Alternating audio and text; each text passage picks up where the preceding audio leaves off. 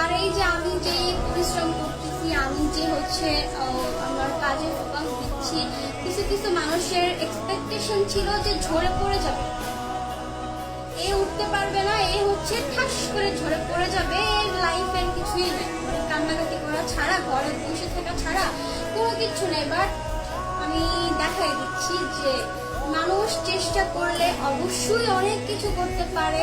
And হচ্ছে মানুষের লাইফে বাধা বিপত্তি সব আসবে, মানুষের জীবনে সুখ দুঃখ মিলেই কিন্তু জীবন। একটা মানুষের কিন্তু লাইফে সব সময় সুখ থাকে না, আবার সব সময় দুঃখ থাকে না। আমার লাইফে একটা সময় গেছে যে খুবই বিশ্রী একটা সময়, মানে সেই মানে কালো রাত্রির মতো কিছু মানে ওই দিনগুলো গেছে। তো কি হয়েছে, এখন কি আমি ঠিক নাই, আমি কি ভালো নাই? আমি অবশ্যই ভালো আছি অ্যান্ড ভালো থাকবো। আল্লাহ